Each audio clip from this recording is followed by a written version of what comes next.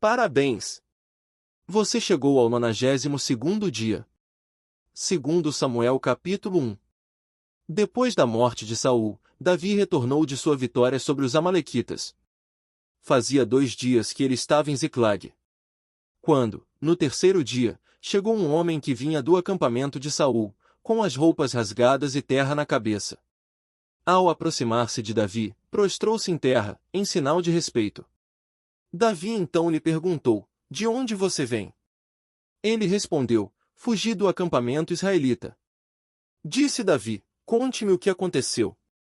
E o homem contou: o nosso exército fugiu da batalha, e muitos morreram. Saul e Jonatas também estão mortos.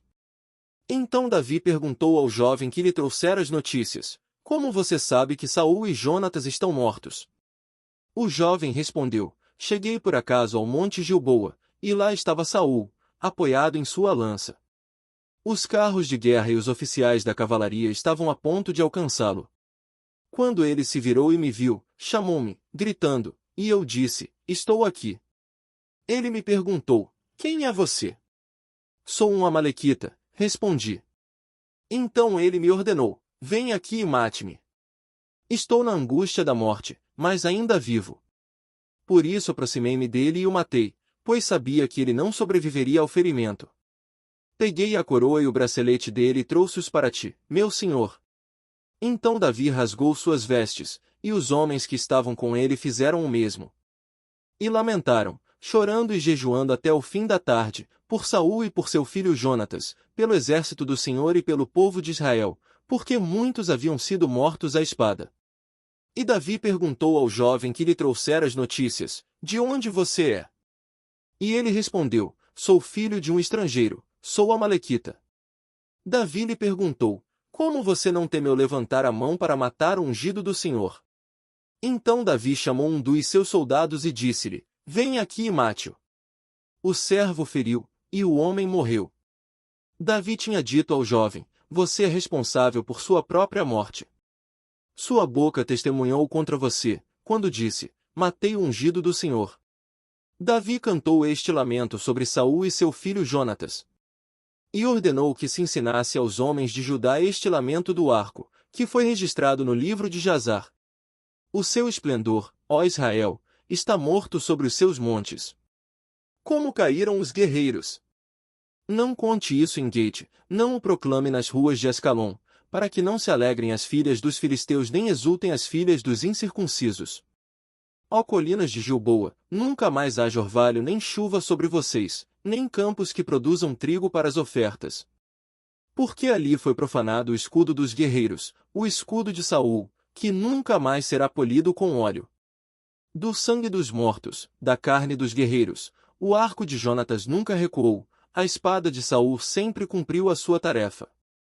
Saul e Jonatas, muito amados, nem na vida nem na morte foram separados. Eram mais ágeis que as águias, mais fortes que os leões. Chorem por Saul, ó filhas de Israel. Chorem aquele que as vestia de rubros ornamentos, e suas roupas enfeitava com adornos de ouro. Como caíram os guerreiros no meio da batalha!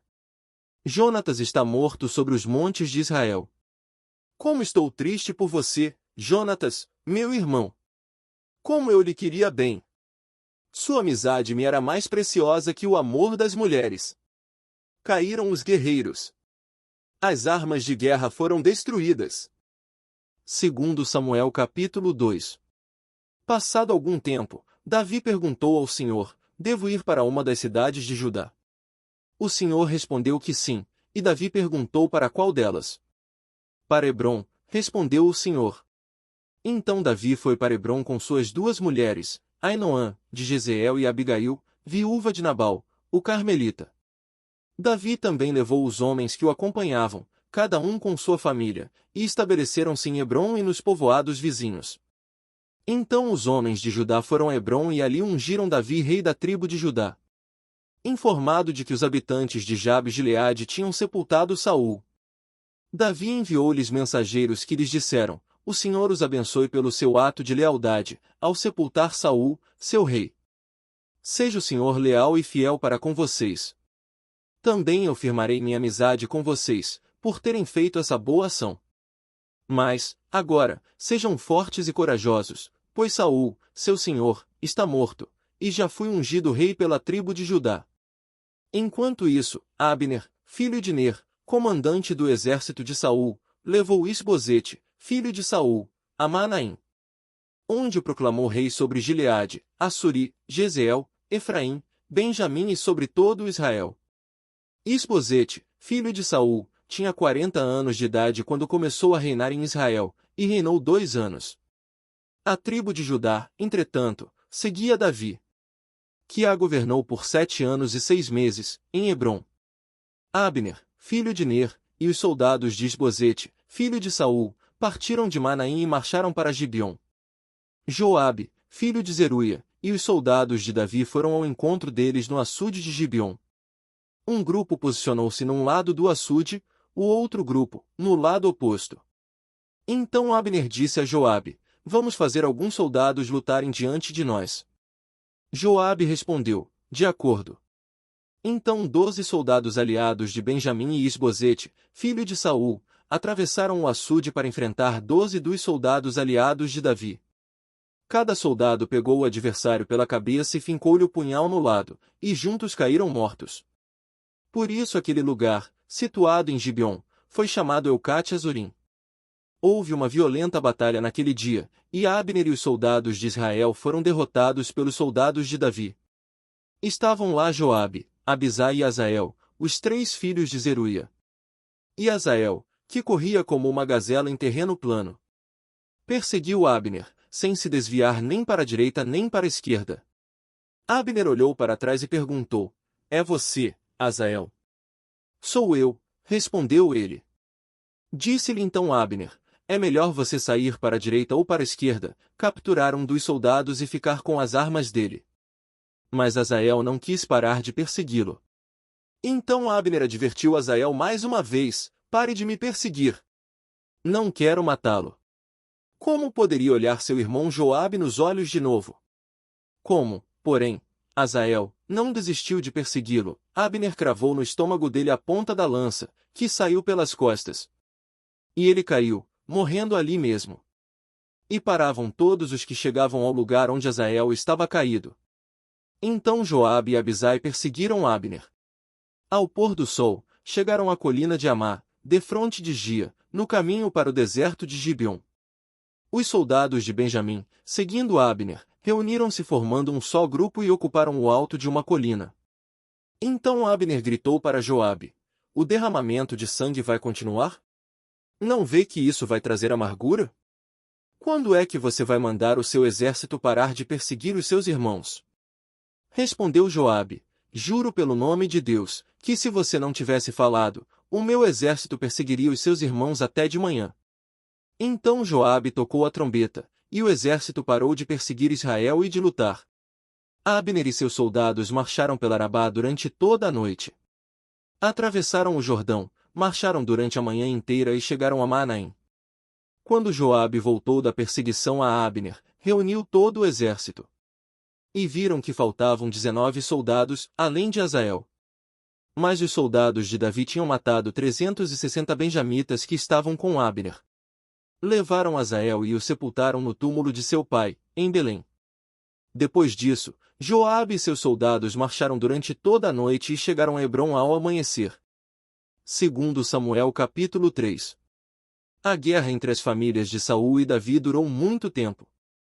Davi tornava-se cada vez mais forte, enquanto que a família de Saul se enfraquecia. Estes foram os filhos de Davi nascidos em Hebrom. O seu filho mais velho era Amnon, filho de Ainoã, de Jezeel.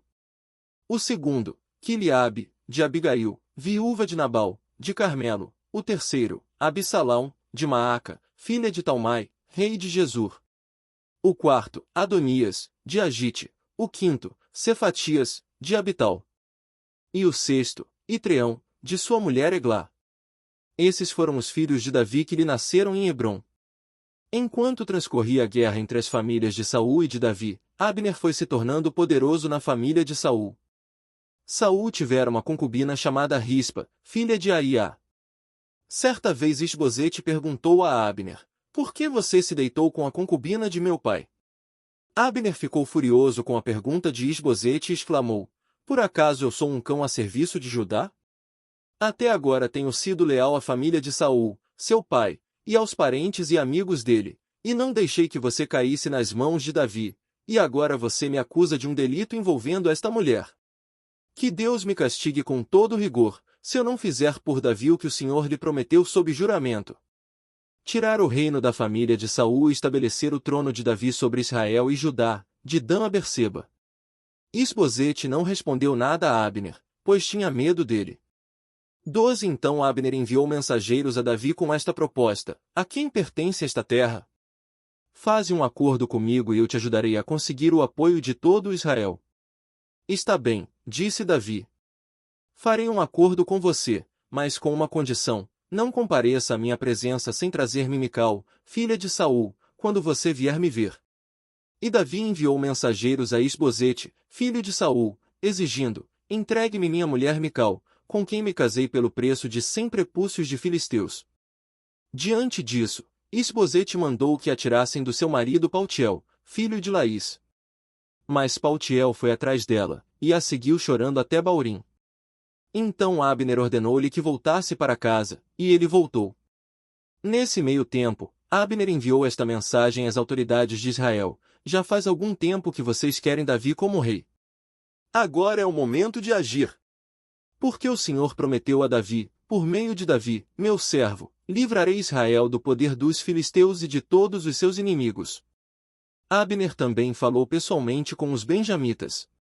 Depois foi a Hebrom dizer a Davi tudo o que Israel e a tribo de Benjamim haviam aprovado. Quando Abner, acompanhado de 20 homens, apresentou-se a Davi em Hebrom, este ofereceu um banquete para ele e para os homens que o acompanhavam. Disse então Abner a Davi: Deixa que eu me vá e reúna todo Israel, meu senhor, para que façam um acordo contigo, ó rei, e reine sobre tudo o que desejares. Davi o deixou ir, e ele se foi em paz. Naquele momento, os soldados de Davi e Joabe voltavam de um ataque, trazendo muitos bens. Abner, porém, já não estava com Davi em Hebrom, porque Davi o tinha deixado partir em paz. Quando Joabe chegou com todo o seu exército, contaram-lhe que Abner, filho de Ner, se apresentará ao rei, que o tinha deixado ir em paz. Então Joabe foi falar com o rei e lhe disse: Que foi que fizeste? Abner veio à tua presença e o deixaste ir? Conheces Abner, filho de Ner, ele veio para enganá-lo, observar os teus movimentos e descobrir tudo o que estás fazendo. Saindo da presença de Davi, Joabe enviou mensageiros atrás de Abner, e eles o trouxeram de volta, desde a cisterna de Sirá. Mas Davi não ficou sabendo disso. Quando Abner retornou a Hebrom, Joabe o chamou à parte, na porta da cidade, sob o pretexto de falar-lhe em particular, e ali mesmo o feriu no estômago. E Abner morreu por ter derramado o sangue de Azael, irmão de Joabe. Mais tarde, quando Davi soube o que tinha acontecido, disse: Eu e o meu reino, perante o Senhor, somos para sempre inocentes do sangue de Abner, filho de Ner. Cai a responsabilidade pela morte dele sobre a cabeça de Joabe e de toda a sua família. Jamais falte entre seus descendentes quem sofra fluxo ou lepra, quem use muletas, quem morra pela espada, ou quem passe fome. Assim, Joabe e seu irmão Abisai mataram Abner porque ele havia matado Azael, irmão deles, na batalha de Gibeon. Então Davi disse a Joabe e a todo o exército que o acompanhava: Rasguem suas vestes, vistam roupas de luto e vão chorando à frente de Abner. E o rei Davi seguiu atrás da maca que levava o corpo. Enterraram-no em Hebrom, e o rei chorou em alta voz junto ao túmulo de Abner, como também todo o povo. Então o rei cantou este lamento por Abner: Por que morreu Abner como morrem os insensatos? Suas mãos não estavam algemadas, nem seus pés acorrentados. Você caiu como quem cai perante homens perversos. E todo o povo chorou ainda mais por ele. 35 Depois, quando o povo insistiu com Davi que comesse alguma coisa enquanto ainda era dia, Davi fez este juramento: Deus me castigue com todo rigor, caso eu prove pão ou qualquer outra coisa antes do pôr do sol. Todo o povo ouviu isso e aprovou. De fato, tudo que o rei fazia o povo aprovava. Assim, naquele dia, todo o povo e todo Israel reconheceram que o rei não tivera participação no assassinato de Abner, filho de Ner. Então o rei disse aos seus conselheiros: Não percebem que caiu hoje em Israel um líder, um grande homem? Embora rei ungido, ainda sou fraco, e esses filhos de Zeruia são mais fortes do que eu. Que o Senhor retribua ao malfeitor de acordo com as suas más obras. Parabéns! Você concluiu mais um dia. Fique atento para o próximo. Você pode divulgar a palavra de Deus compartilhando esse vídeo. Peço também para você curtir, para você não custa nada, para nós é muito importante. Convide outros a se inscreverem no canal.